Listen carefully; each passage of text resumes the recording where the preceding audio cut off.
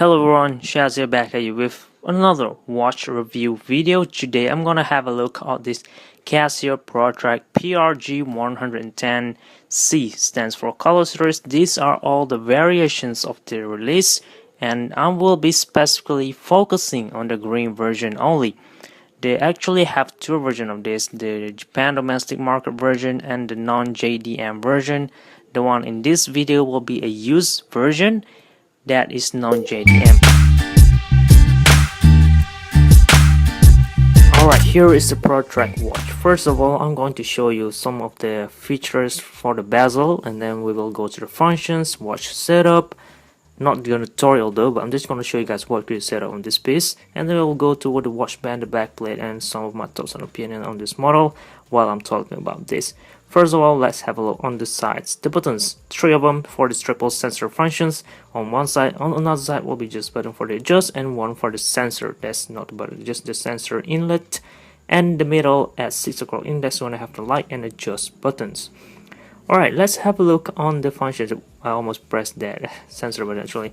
First button at this lower right corner, you're gonna have the altimeter. Press once at home time, we will right away access the altimeter mode.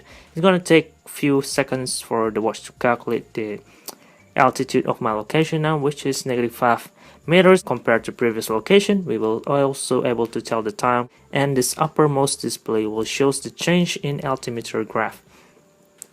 And next will be the barometer for the middle part of the buttons. Press and wait a little bit. In here we are also able to see the barometer or atmospheric pressure change graph at the most upper display. At the most bottom part will be for the thermometer. So we're gonna have two things or two type of informations being displayed at this mode alone. And next we're gonna have the compass mode, of course. And here it is. It is just a digital compass based from the 12 o'clock index over there pointing out to southeast, and the bearing reading will be 128, I believe. Let's run through what else we have. We're gonna have recall, world time, stopwatch, we're gonna have a timer, alarm signal, and back to home time, standard function. And if you press this adjust button at home time, we will change the barometer graph display to date display instead, or you want the day date display instead. You can choose between all those three. I usually like my watch to display the barometer pressure graph and also the date type of display. It's more practical for me. For the light function, it is not that bright actually. I believe this is due to the huge negative or that green display over there, but I'm pretty sure you can see it pretty well in the dark room. And press adjust and hold it, you could set this thing up. First thing, of course, the city code, and then we're gonna have 12-hour 24 system. You can set the hours, the minutes, seconds, and the calendar year, months, date, and power saving mode on or off, temperature, metric units, or Fahrenheit. You can change the altimeter to meters or feet reading, or you can change the barometer to hectopascal or mercury Hg, and that's about it for the watch setting.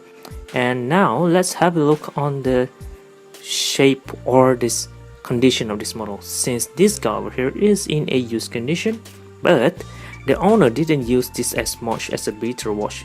Looking at this colorway though, I would understand why anyone would treat a watch like so. We're gonna have that PROTREK steel over there to support the lug, of course, since overall the lug or the hard case and the watch band are all resin materials, so they are pretty soft. All the buckle holes over there pretty big and wide, and even though the watch band aren't that wide, but they have all this texture on top of them that's gonna add extra support a little bit. And at the end or the tip of the watch band, we're gonna have that band keeper stopper.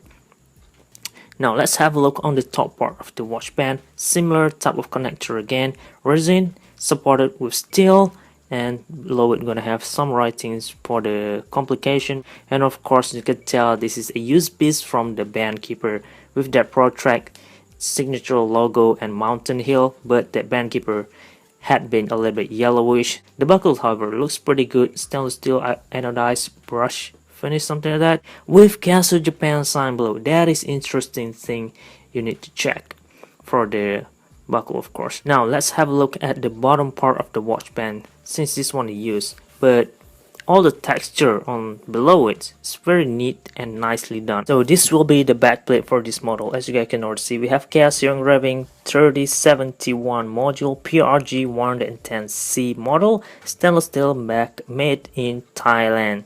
So I believe that is how Casio are able to produce this awesome piece at a cheap price. Protrek logo hugely engraved there, beautifully made, very well made, and of course below of this writing is gonna have the batch number as well. So looking from the batch number, I believe this model was produced somewhere in 2009, making this pretty limited though, somewhere in the middle of that year of course. Now before I end this video, I need to share you guys a quick look on the size comparison compared to the G-Shock, the Golf Master model that I own. Look at it, the size is totally different, even though the functions is almost similar. The features, the overall look is almost similar as well, but it is totally different watch. The G-Shock version is way thicker than this. And that is all I got for you today. I hope you guys found this video a little bit useful, informative, as well. For your future reference, leave a like if it does, and also subscribe to see more contents like this in the future. Thank you very much for watching, all of you guys. This is Chaz, and I'll see you guys in the next one.